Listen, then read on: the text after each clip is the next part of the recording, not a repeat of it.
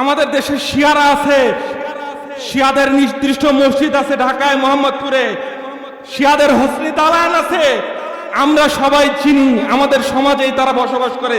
চিনি কি চিনি না? অবশ্যই চিনি।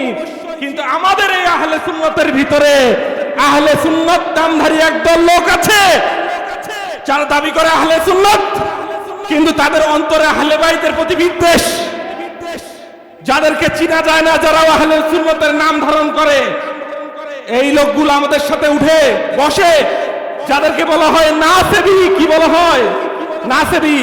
আল্লাহ রাসূল সাল্লাল্লাহু আলাইহি ওয়াসাল্লাম বলেছেন, কেউ যদি সারা রাত ইবাদত বন্দেগী করে আর সারা দিন রোজা রাখে, সে যদি হাজরে আসওয়াদ এবং মাকামে ইব্রাহিম এর মাঝামাঝি জায়গায় দাঁড়িয়ে সারা রাত ইবাদত বন্দেগী করলো, সারা দিন রোজা রাখলো, কিন্তু তার অন্তরে যদি আহলে বাইতের প্রতি সামান্য বিদ্বেষ থাকে, তার ইবাদত বন্দেগী কোনো কাজে আসবে? বক্সিয়া দরবার শরীফের সম্মানিত সাজ্জাদা নশীন পীর সাহেব কেবলা, দরবার শরীফের খোলাফা, মুহিব্বিন, মুতাআল্লিকিন, সুপ্রিয় ভাইরা, আজকে আমরা হযরত আব্দুল গফফার ত্যাগী বক্সী রহমতুল্লাহ আলাইহির ওরস পালন করছি। এই মাসটি মুহররম মাস। এই মাসে 25 তারিখে হযরত ইমাম জাইনুল আবেদিন আস-সাজ্জাদ আলাইহিস সালাম তিনি শাহাদাত বরণ করেছিলেন। রাসূলের আহলে বাইতের একজন সদস্য, নবী বংশের পঞ্চম চতুর্থ ইমাম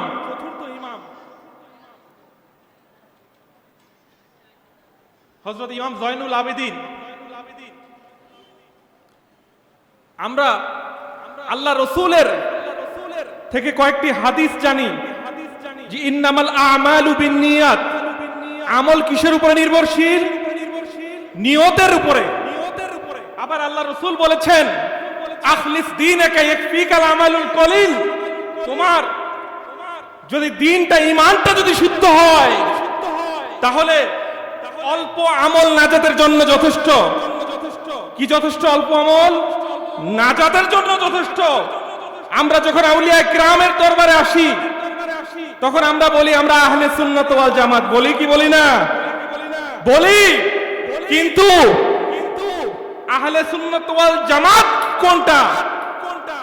আপনি সাইনবোর্ড লাগাই দিলেন আহলে সুন্নাত ওয়াল জামাত, কিন্তু সেটা আহলে সুন্নাত ওয়াল জামাত হবে না। ইমাম জাইনুল আবেদিন যে আহলে সুন্নাতের সংজ্ঞা দিয়ে গেছেন, বিশ্বের আর যত বড় আলেম হোক, সেই সংজ্ঞার সাথে যদি সাংঘর্ষিক হয়, সেটাকে সেই সমুদ্রে ছুঁড়ে ফেলতে হবে। ইমাম জাইনুল আবেদিন বলেছেন, মান মাতা আলা হুব্বে আলে মুহাম্মদ মাতা শহীদ, মান মাতা আলা হুব্বে আলে মুহাম্মদ মাতা আলা সুন্নাহ ওয়াল জামাআহ। যদি আহলে বাইতের ভালোবাসা নিয়ে কেউ মৃত্যুবরণ করে, তাহলে সে আমার সুন্নাত এবং জামাতের উপর মৃত্যুবরণ করলো। কিন্তু আহলে বাইতের ভালোবাসা নেই, সাইনবোর্ড লাগাই দিলাম আহলে সুন্নাত ওয়াল জামাত, এটা নিশ্চয় প্রতারক। এটা কি? আমাদের দেশে শিয়ারা আছে, শিয়াদের নির্দিষ্ট মসজিদ আছে ঢাকায় মোহাম্মদপুরে, শিয়াদের হসনি দালান আছে, আমরা সবাই চিনি, আমাদের সমাজেই তারা বসবাস করে। চিনি কি চিনি না? অবশ্যই চিনি। কিন্তু আমাদের এই আহলে সুন্নতের ভিতরে আহলে সুন্নত নামধারী একদল লোক আছে যারা দাবি করে আহলে সুন্নত, কিন্তু তাদের অন্তরে আহলে বাইতের প্রতি বিদ্বেষ, যাদেরকে চিনা যায় না, যারা আহলে সুন্নতের নাম ধারণ করে। এই লোকগুলো আমাদের সাথে উঠে বসে, যাদেরকে বলা হয় নাসেবী। কি বলা হয়? নাসেবী।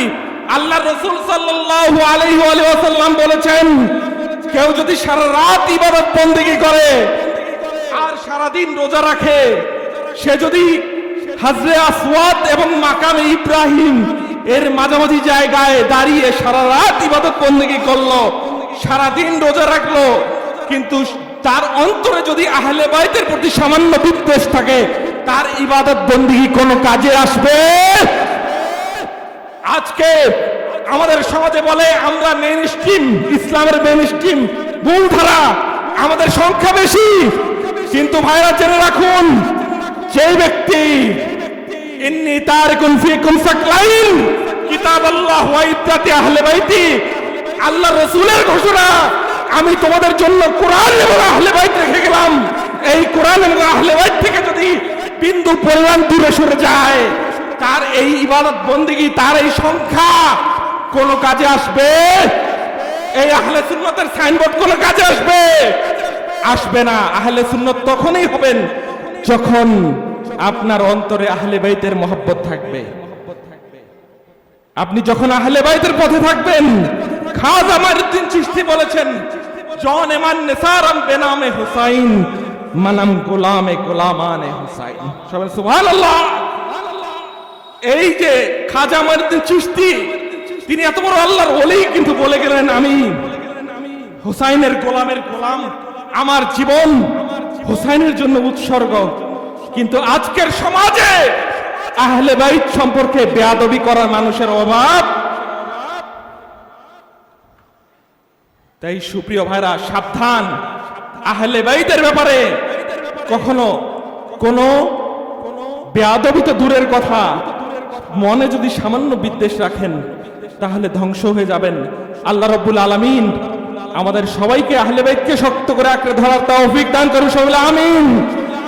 এবং আরেকটি কথা, হযরত সুফি আব্দুল গফফার বখশী রাহমাতুল্লাহ আলাইহি, যার মাধ্যমে এই কুমিল্লার জমিনে জশ্নে ঈদ এ মিলাদুন নবী সাল্লাল্লাহু আলাইহি ওয়াসাল্লাম শুরু হয়েছিল, আল্লাহ রাব্বুল আলামিন ঘোষণা দিয়েছেন, ওয়া রাফা'না লাকা যিকরাক, হে রাসূল, আমি আপনার স্মরণকে সুউচ্চ করেছি। সবাই বলে সুবহানাল্লাহ।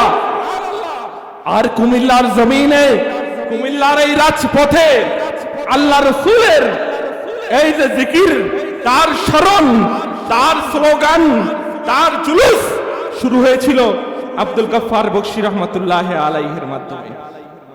আপনি যখন কোনো কাজ শুরু করবেন, সেই কাজটা যখন ধারাবাহিক চলতে থাকবে, সেটার সওয়াব আপনিও পাবেন।